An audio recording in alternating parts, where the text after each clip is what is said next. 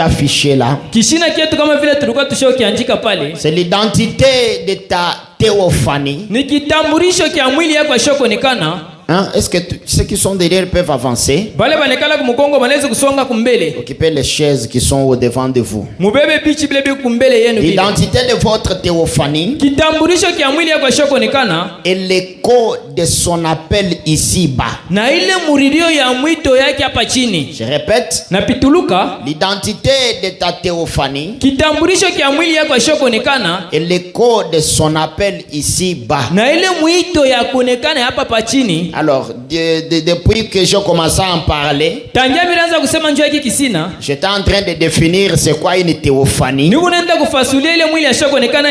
Et on a un peu survolé dans l'introduction. Et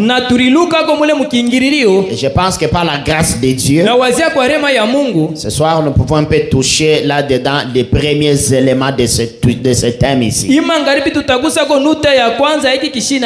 avons dit qu'une théophanie a plusieurs définitions et plusieurs applications.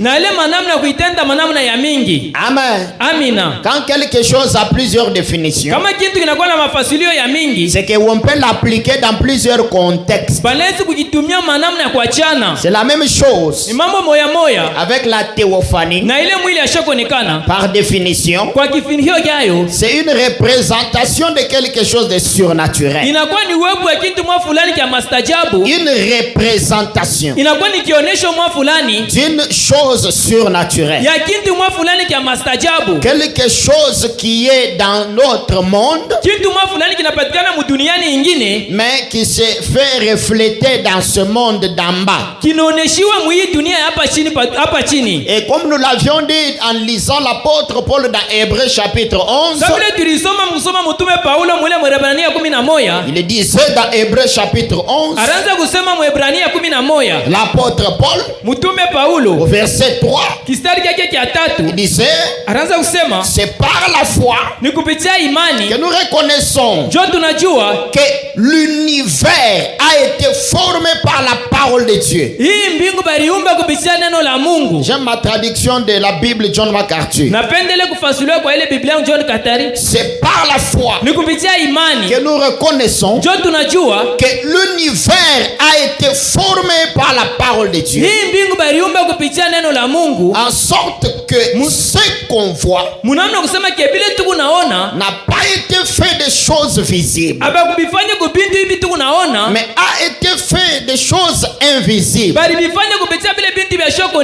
Qui croit ça? Donc tout ce qui est visible, tout ce qui est dans ce monde, tout ce qui est matériel, d'après l'apôtre Paul, ce n'est qu'un négatif d'un positif quelque part.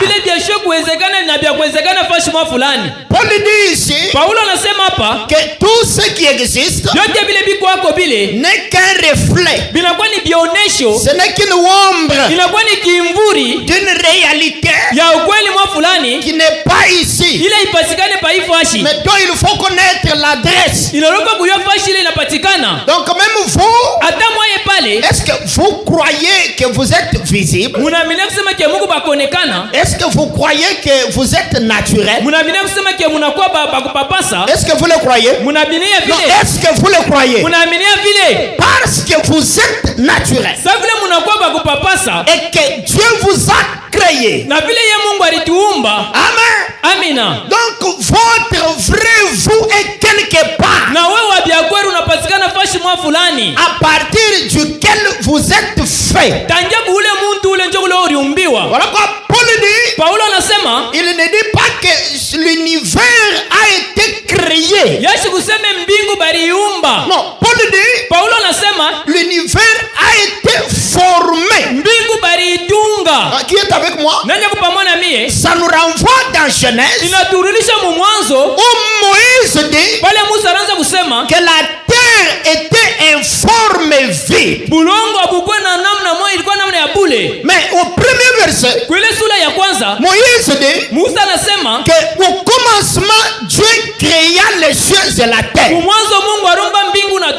Donc il ici, l'univers dont Paul parle était la manifestation d'une parole. Mais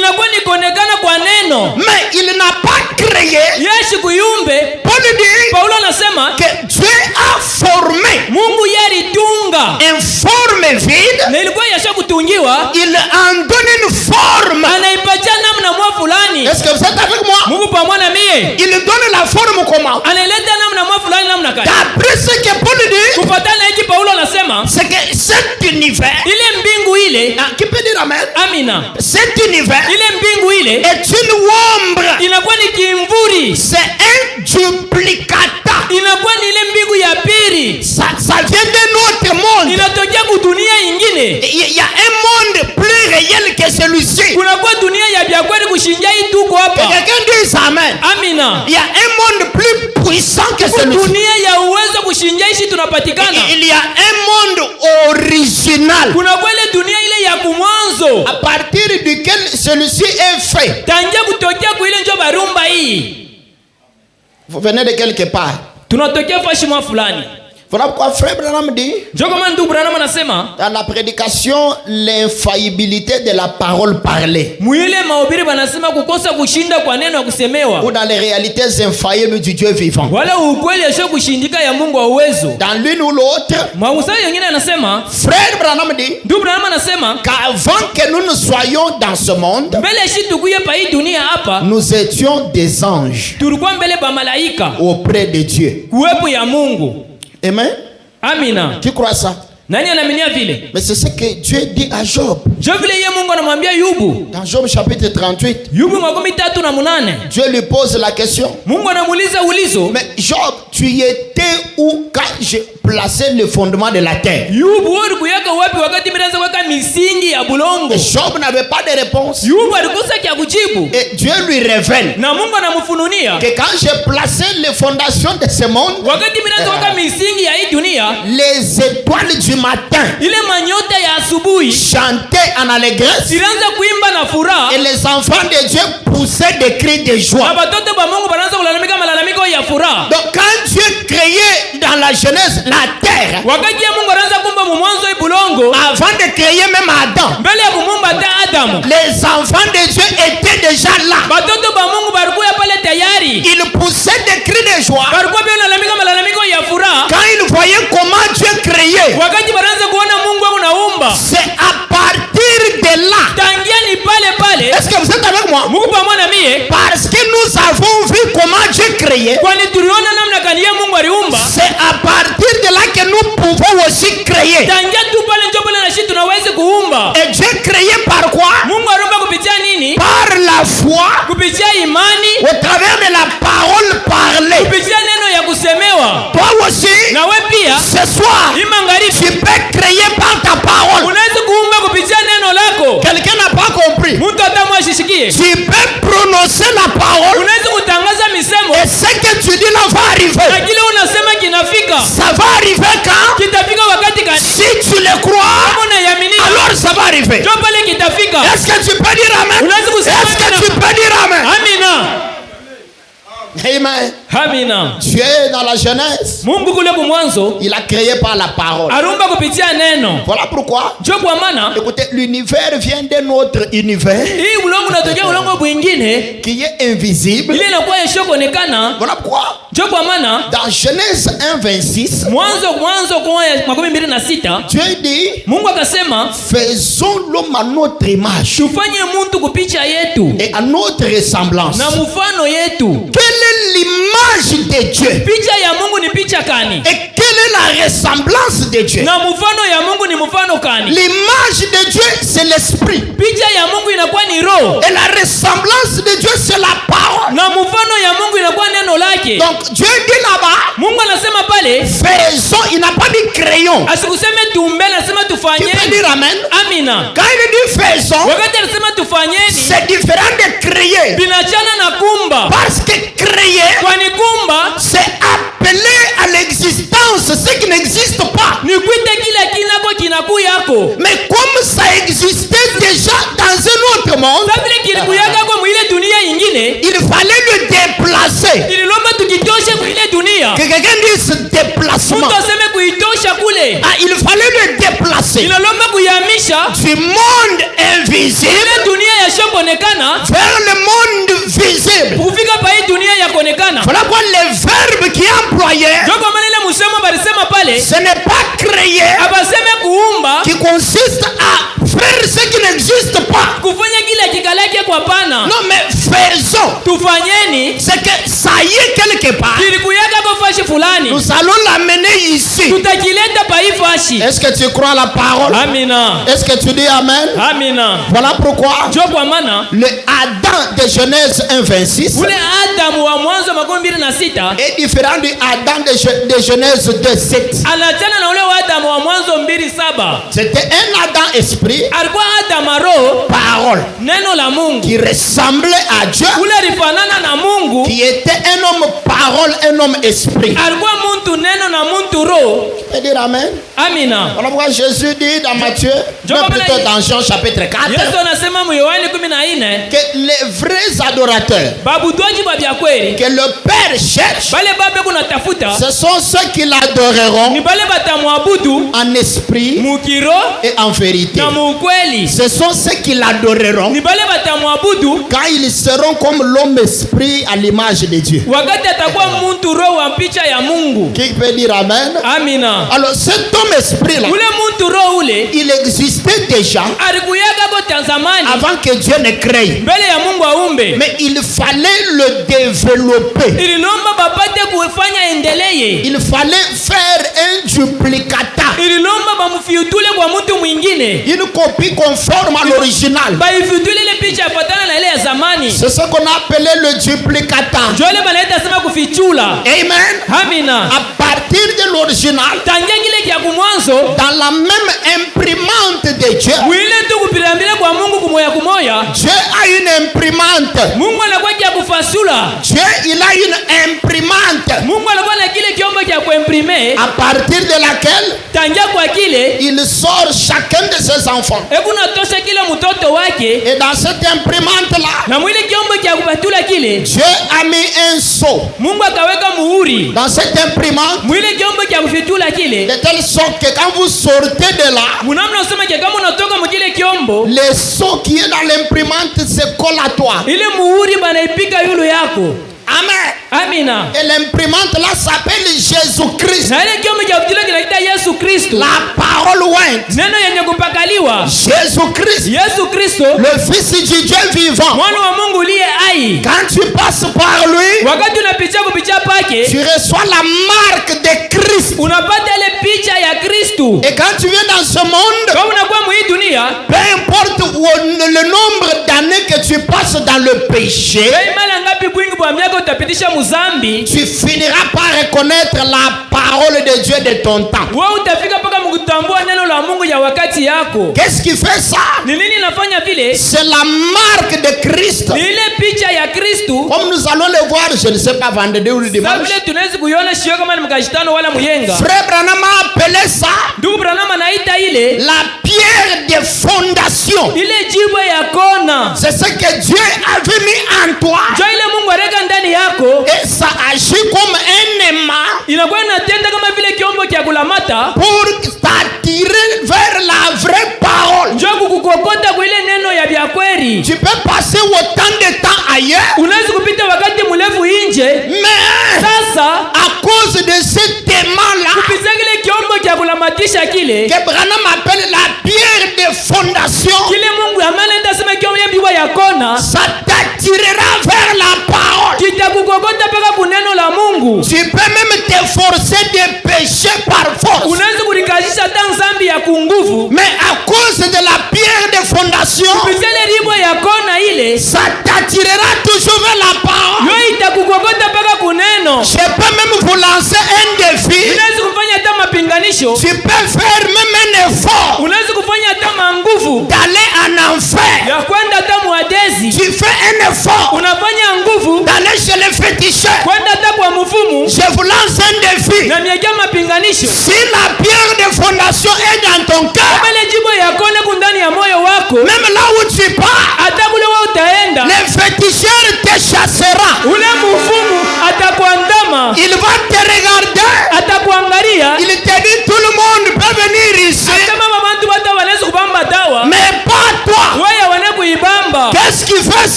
par l'imprimante de Jésus, il a laissé une marque sur toi. Même si tu pêches, ça n'annule pas la marque là.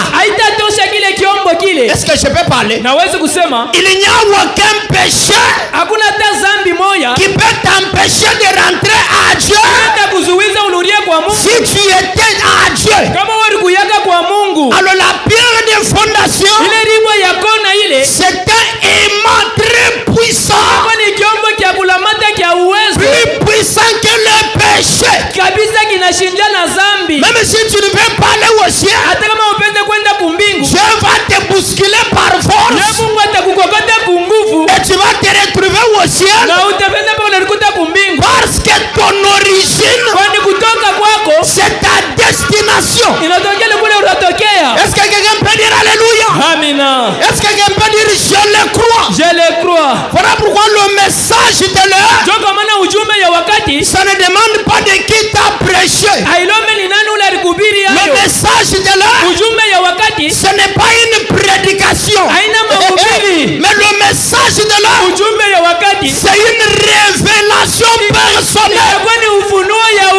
Dieu doit te révéler qui lui il est, et puis qui toi tu es, et qui Satan est. Ce sont les trois grandes révélations de la parole.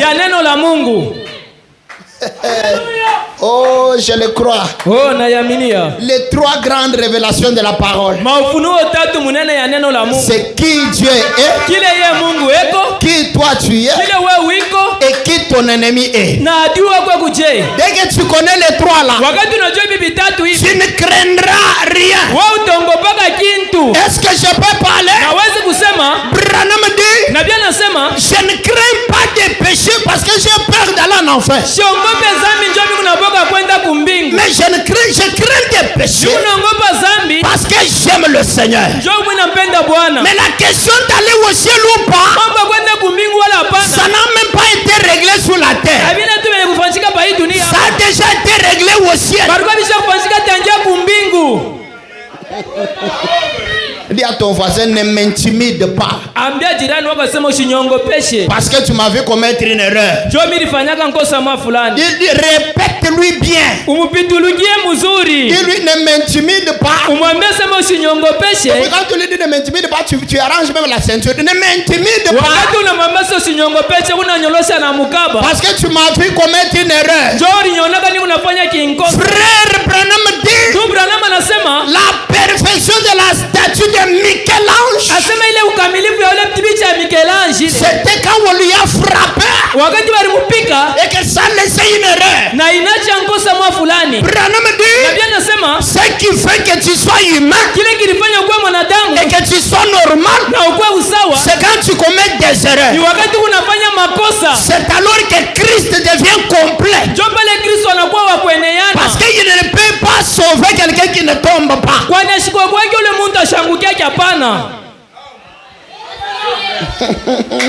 Bon, je dis vrai.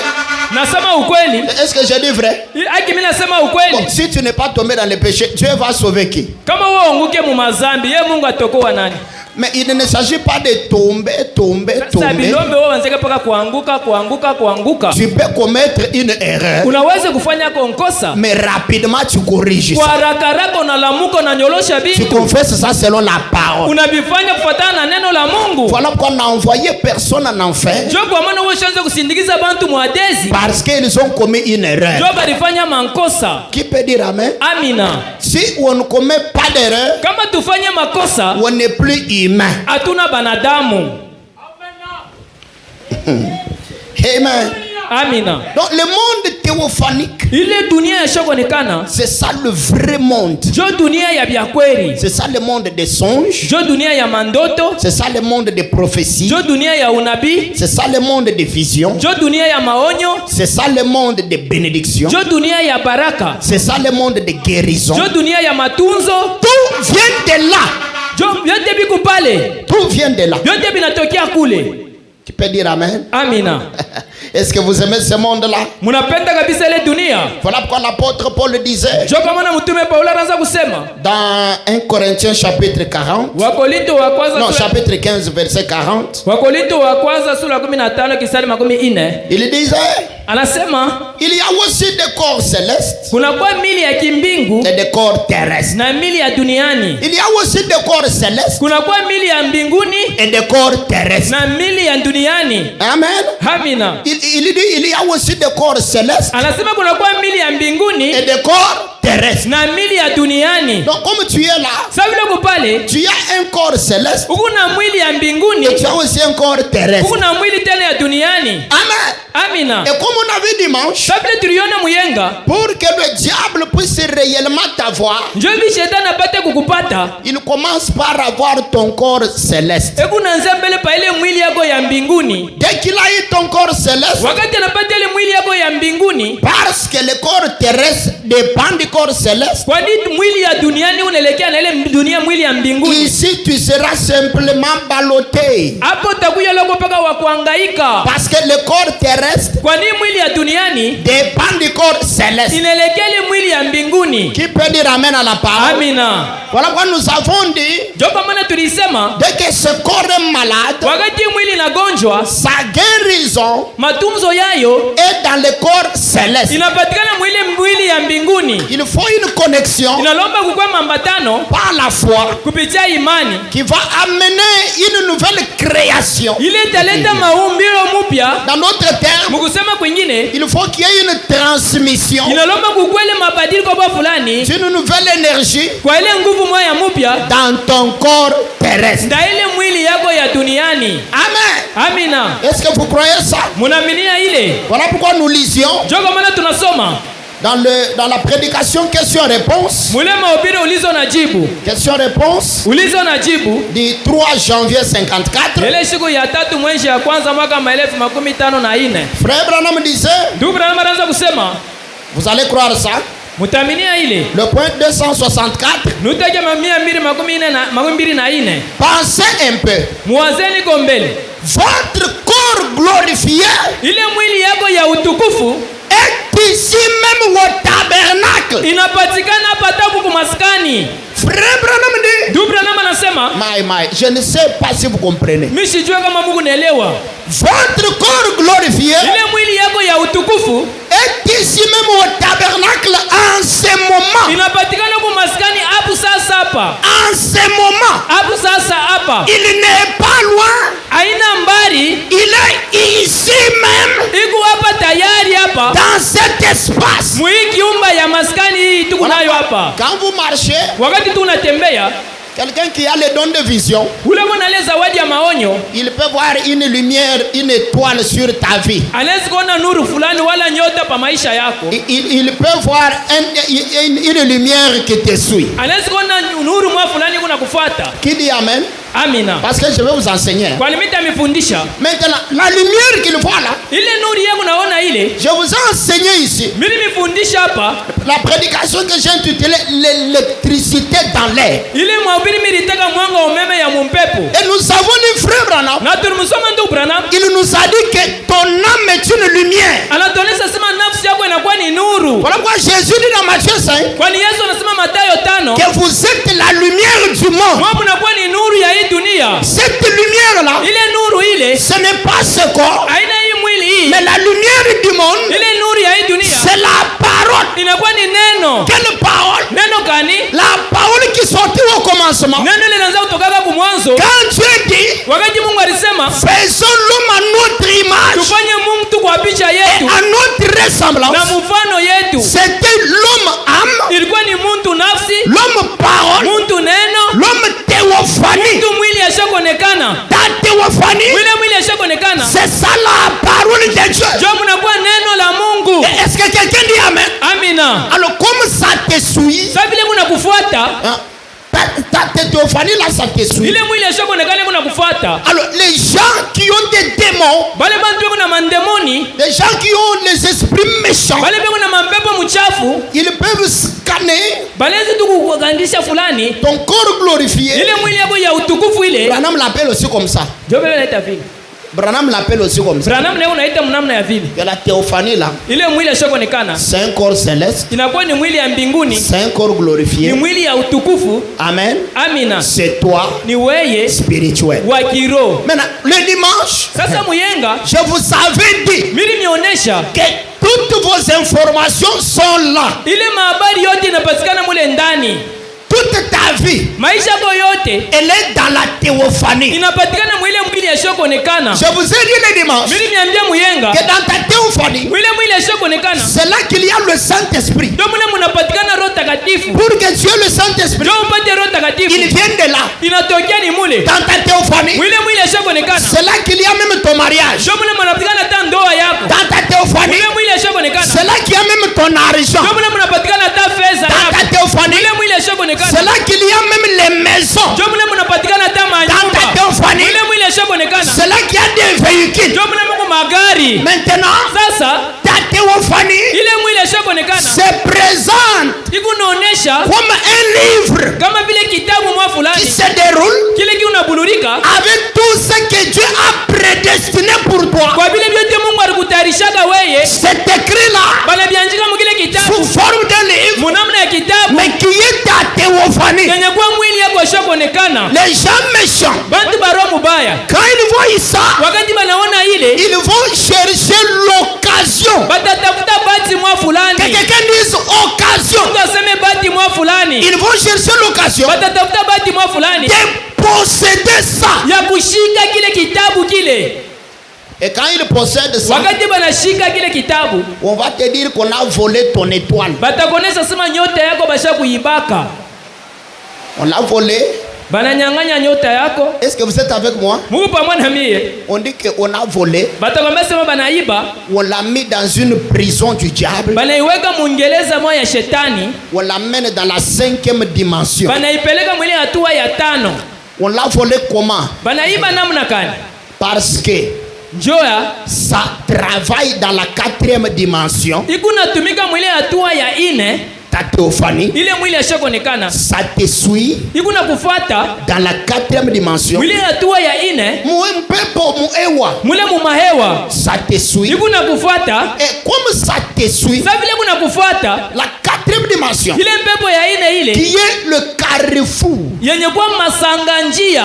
Le lieu de rencontre. Fashi ya makutano. De la 5e dimension. Ya hatua ya 5. De la 6e dimension. Na hatua ya 6. Et des 3 premières dimensions humaines. Na ima hatua 3 ya banadamu. Parce que tu ne peux pas rencontrer Dieu. Wanaone kukutana na Mungu. Même dans tes prières. Hata mu maombi yako. Sans entrer dans la 4e dimension. Bila kupita mwile hatua ya 4. Oh, dès que tu es là. Wakati unapatikana pale. Ne t'arrête pas là-bas. Usishimamie pale hapana. Tu fais erreur. Unapaswa heri. Tu fais erreur. Unafanya nkosa. Tu glisses dans la 5e dimension. Wewe unatelemuka mwile hatua ya 5. Qui est l'enfer spirituel. Yenye kwa adezi ya kiroho. Soit wala tu montes à la 6e dimension. Unapanda mwile hatua ya 6. Qui est la dimension du Saint-Esprit. Yenye kwa hatua ya Roho Takatifu. Soit wala tu montes dans la 7e dimension. Unapanda mwile hatua ya 7. Qui est la dimension de Dieu et les anges. Yenye kwa hatua ya Mungu na bamalaika. Est-ce que vous comprenez? Mungu nanishikia. Maintenant quand tu es dans la 4e dimension. Wakati mwile hatua ya 4 ile. Où il y a différentes rencontres. Pale panakuwa makutano ya kuachana. C'est là où les rosicruciens. Jo pale bachawi bale. Les francs-maçons. Bale ba francs-maçons. Et les gens de sciences occultes. Na bantu bale ba machawi bale. Quand ils se concentrent. Wakati bo banalitolea. Ils montent jusque dans la 4e dimension. Wewe unapanda kufika paka mwile hatua ya 4. À partir de là. Tangia pale. Ils font ce que eux appellent voyage mystique. Bobe unafanya ile kusafiri kwa kiru kwa nafsi yabo. On appelle ça comment? Banaita vile voyage mystique. Kusafiri kwa nafsi. Voyage astral. Kufasiri kwa ile manyota yabo. Kwenda kutana na manyota. Banakutana na manyota. Les astres astrales. Ile manyota ile ya kule kuta. Les astres dont on parle. Ile manyota tu unasema ile. Que eux appellent des génies. Ile batu wanaita sema mageni. Ils appellent les génies. Wewe unaita sema mageni. Ils appellent des anges. Wewe unaita sema malaika. Ils appellent appelle ça des archanges, des grands chefs spirituels. Est-ce que vous êtes avec moi? Ce sont des démons. Ce sont qui? Ce sont des démons avec qui ils ont signé des pactes. Et ils vont là-bas les rencontrer. Et ces démons-là, ils emprisonnent beaucoup de théophanies. Qui peut dire amen? Quand ils vont là-bas pour chercher l'argent chez Satan, la Bible dit que le diable, il est le prince de la puissance de l'air. Dites amen à la parole. Maintenant, le diable ne crée rien. Qui peut dire amen? Il ne crée rien. Mais dans Matthieu 4, Jésus a dit, Satan est allé chez Jésus. Il lui a dit, adore-moi et je te donnerai toutes les richesses de ce monde. Et je te donnerai même la gloire. Satan dit à Jésus, adore-moi et je te donne toute la gloire. Je te donne l'argent. Je te donne le règne. Je te donne tout ça. Remarquez, Jésus n'a pas dit, non, c'est faux. Tu n'en as pas. Non. Frère Branham dit, c'est vrai que Dieu pour le moment, il permet que Satan ait accès à ces choses-là. Parce que quand Satan était chassé du ciel par Dieu, est-ce que vous êtes avec moi? Quand Dieu l'a chassé, Satan est allé avec les dons. Il est allé avec les dons. C'est comme ça que il prend les théophanies avec leurs richesses là. Il les utilise en donnant ces richesses là aux autres. Donc dans d'autres termes, le diable ne crée rien. Mais quand quelqu'un va vers lui pour solliciter la gloire, l'argent, l'enfant, les enfants et tout ça, le diable, il entre dans sa prison où il a mis les théophanies des gens. Dites amen. Il choisit qui a quoi. Il détourne ça. Il met ça sur quelqu'un d'autre qui n'en avait pas. Il détourne. Le diable est un détourneur. Voilà pourquoi frère Branham, dans la prédication Apocalypse chapitre 4, frère Branham dit que le diable est un braconnier. Donc il prend ce qui ne lui appartient pas et il donne aux autres. Qui peut dire amen? Alors quand les gens vont là-bas et qu'ils sont ceux que vous voyez qu'ils sont là, ce n'est pas une vraie bénédiction. Parce que tôt ou tard, ça risque de rentrer à son propriétaire s'il se met en ordre avec son Dieu. C'est lui à qui on avait raté. Est-ce que vous comprenez? Voilà pourquoi vous voyez, quelqu'un était très riche, il avait beaucoup de biens, mais après, vous voyez qu'il n'a plus rien. Alors c'est allé où? C'est rentré. Voilà pourquoi je vous dis, je vous ai toujours dit que Dieu dans la Bible, il dit que la bénédiction marche. Donc la bénédiction a les oreilles. La bénédiction est un ange. Dans ta théophanie, il y a l'intelligence. Alors le diable peut voler ton intelligence. Où? Wapi? Dans ce monde-là. Mwile dunia ile. On a des sorciers. Quand ils viennent confesser, wakati banakuwa kukiri, ils disent, banasema, on avait volé l'intelligence de tel. Tulibaka akili ya mtu mwa fulani. Et on a mis dans une boîte. Tuliweka mukibwati mwa fulani. Et on a caché ça. Na tulifuchika ile. Qui comprend? Nani ula nashikia?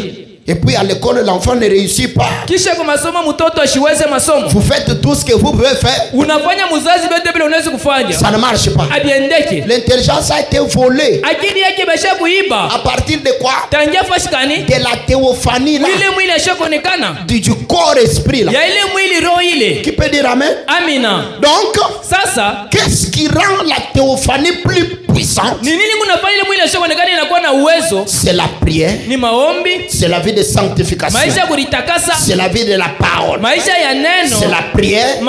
C'est la vie de sanctification. C'est la vie de parole. La prière est une arme spéciale. La prière est une arme puissante. C'est comme le carburant que l'on met dans un véhicule. Vous comprenez? Non, ta théophanie, elle est là. Elle devient forte.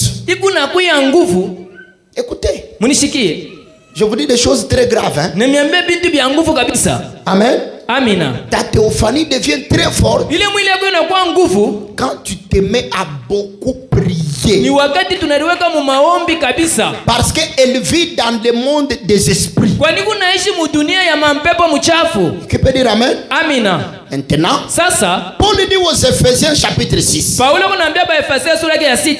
la guerre que nous menons, ce n'est pas une guerre de oncle, tante, père, petit-fils, grand-père, la guerre de chair et de sang. Mais c'est une guerre spirituelle contre les démons.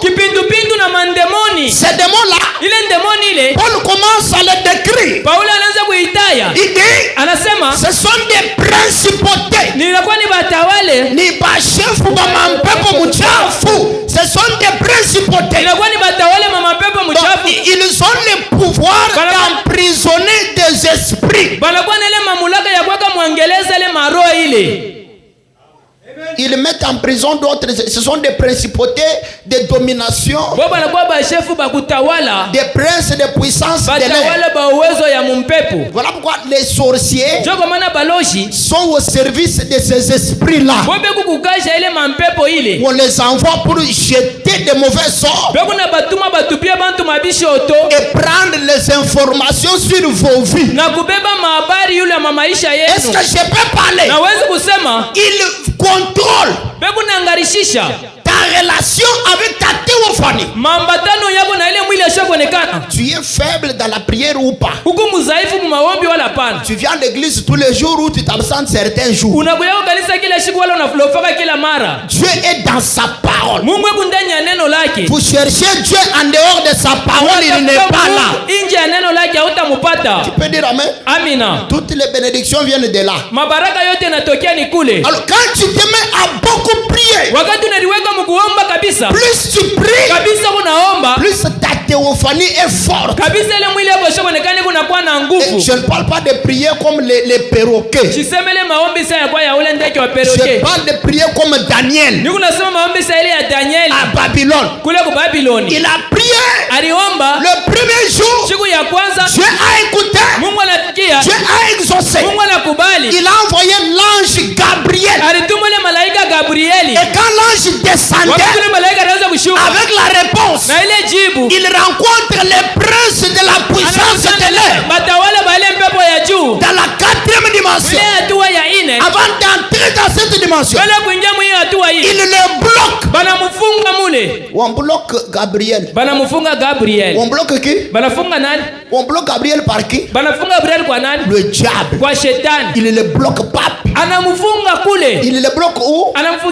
Il le bloque où? Pas dans la 5e dimension, parce que c'est l'enfer. Pas dans la 6e dimension, parce que c'est le ciel. Il l'a bloqué à l'intersection là. Alimufunga pale pa masanga njia. Okokita te. Hautashuka pana. Je te bloque. Na kufungia hapa. Qui peut dire un bon amen? Amina. Que votre amen monte bien. Amina. Maintenant regardez. Sasa mwangarishishe. Le diable bloque l'ange Gabriel. Shetani anamfungule malaika Gabriel. Qu'est-ce qu'il peut faire de ton âme qui ne prie pas? Sasa atafanya nini na nafsi yako ile yombake?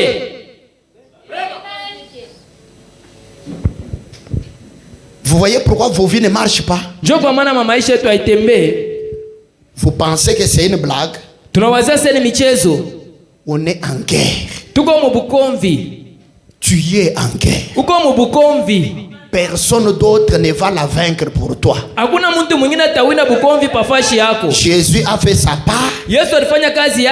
Toi tu as ta propre croix, porte-la. Le pasteur ne priera pas à ta place. Il a aussi sa croix à porter. Chacun a une guerre à vaincre. Dieu, il a pris des armes.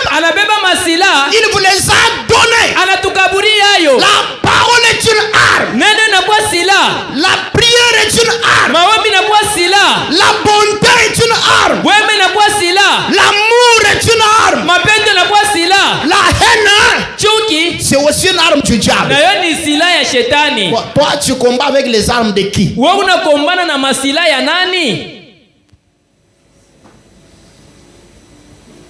Frère Branham dit écoutez, c'est profond, c'est grave, je ne fais que commencer. Amen. Amina.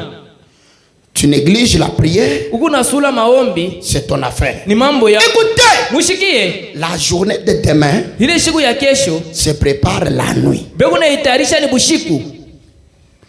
Je répète, les bonheurs de demain, les succès de la journée de demain se prépare quand? Toi dors. Toi dors. On va prendre ton étoile où on l'étouffe. Ta théophanie devient faible. Plus tu pries, tu donnes la force à ta théophanie. Alors ne priez pas en blaguant. Quand vous priez, votre succès en dépend. Qui peut dire amen? Amina. Qui comprend? Je dis que je ne fais que commencer. Hein? La citation ici est grave. Est-ce que vous avez trouvé que sa question-réponse du 3 janvier 54? Paragraphe 264. Écoutez ce que frère Branham. Pensez un peu. Quand Branham dit ça, il veut que vous vous rendiez compte d'une réalité que vous ignorez. Ni mambo ile peut-être musha kuyua mais musha kusabwa. Alors Branham dit ceci. Pensez un peu.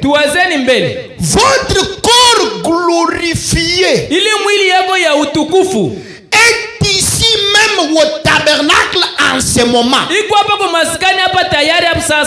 Même quand j'en parle là, il écoute ce corps là.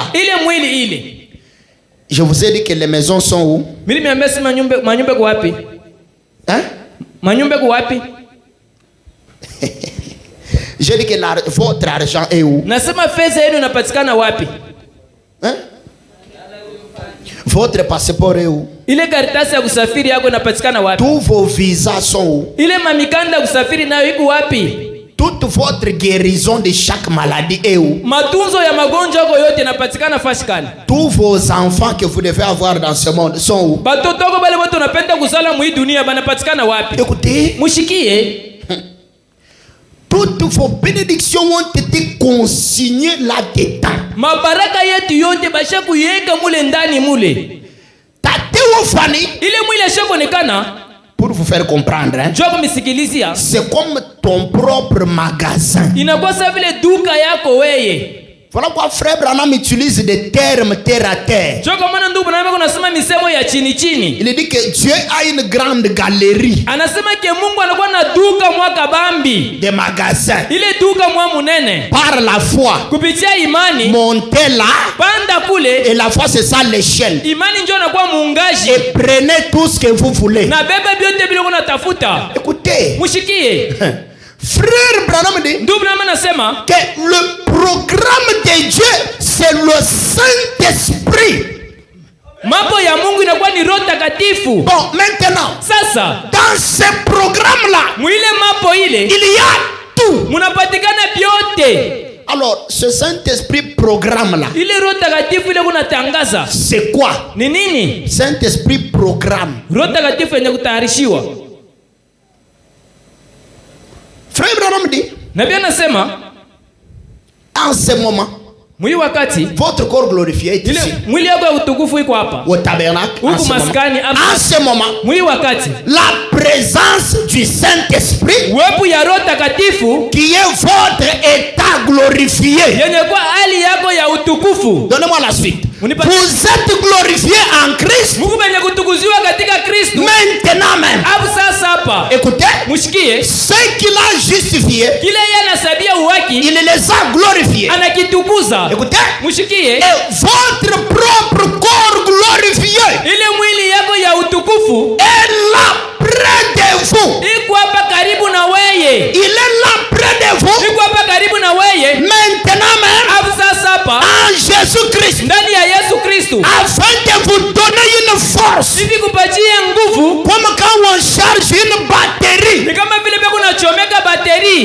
Dans notre terme, ta théophanie c'est ça le Saint-Esprit.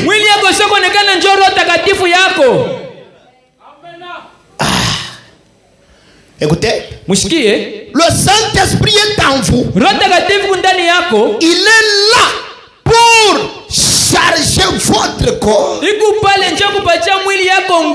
afin de vous donner une force nouvelle, de vous guérir de votre maladie, de vous rétablir. Votre rétablissement vient de votre théophanie. Voilà pas Pierre en prison. Dans Actes chapitre 12. Pierre en prison. Où on vient de libérer. Qui peut dire amen? Amina. J'ai des citations. Frère Branham dit que ce n'était pas le Saint-Esprit. C'était l'ange de Dieu. Amen. Amina. C'était qui? Mais écoutez, l'ange de Dieu là, on l'appelle l'ange de Pierre. C'était la théophanie de Pierre qui est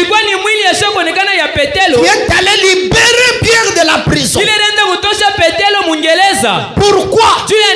Parce que Pierre était en harmonie avec sa théophanie. Par sa vie, par la prière, c'est ce qui faisait que sa théophanie était très puissante. Ça combattait pour lui. Et Daniel, malgré qu'on avait retenu l'ange Gabriel, il a continué avec la prière.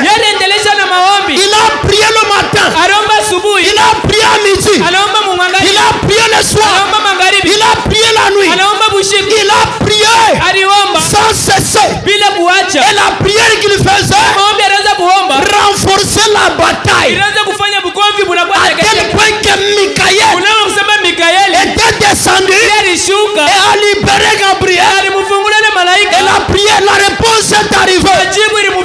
La prière, elle t'ouvrira des portes. La prière t'amènera loin. Il s'agit de quelle prière? C'est quand la prière devient ton repas du matin. La prière devient ton repas du soir. La prière devient un mode de vie. Prie quand tu es fatigué. Prie quand tu n'as pas envie de prier. Prie quand tu as envie de prier. Priez quand vous êtes occupé. Priez quand vous n'êtes pas occupé. Priez à tout moment. Pourquoi Jésus dit priez sans cesse. C'est le carburant que vous transmettez à la théophanie. C'est un mouvement de rotation. Plus tu transmets l'énergie à la théophanie, la théophanie te transmet aussi la charge. Ça dépend de comment tu pries. Toi, tu pries en étant pressé. Tu pries en ayant le téléphone ouvert.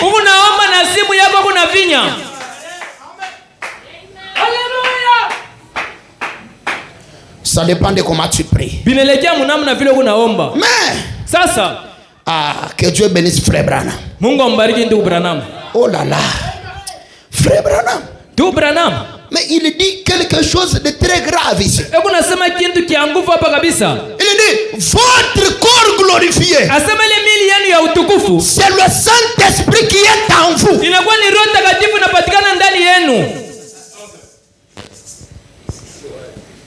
Qui peut dire amen? Amina. Bon, c'est difficile, oui, je suis d'accord. C'est pour ça que je suis là. Il dit, ce corps-là, il est près de vous. Il dit, ce corps-là est dans ce tabernacle. Maintenant, c'est qui le Saint-Esprit? Demande à ton voisin. Le Saint-Esprit, c'est qui? C'est ta théophanie? Ou bien c'est Jésus? Ou bien c'est un ange? Ou bien c'est la parole? Mais c'est quoi?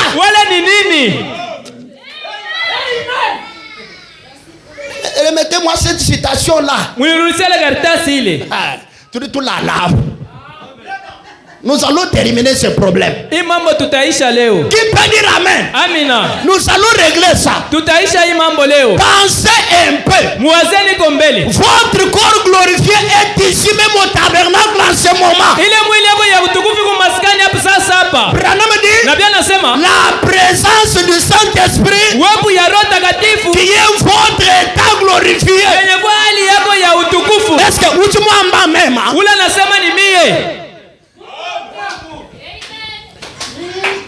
Donc quand il était dans la chambre haute là,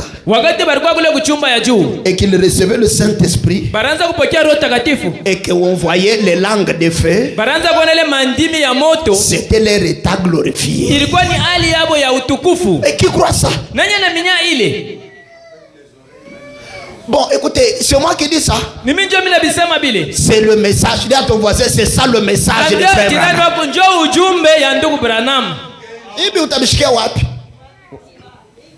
Il faut Frère Branham pour nous dire ça. Maintenant, ça va, écoutez, je sais qu'il y a beaucoup de questions en vous. C'est normal. Amen. Maintenant, écoutez. Oh là là. Le Saint-Esprit là. Maintenant, il ressemble à qui? Bon, le Saint-Esprit qui est votre état glorifié. Votre corps glorifié qui est ici. En ce moment dans le tabernacle. Qui croit ça? Alors, il ressemble à qui? Il ressemble à vous. L'apparence quand on voit votre corps glorifié là. Si votre corps glorifié est ici,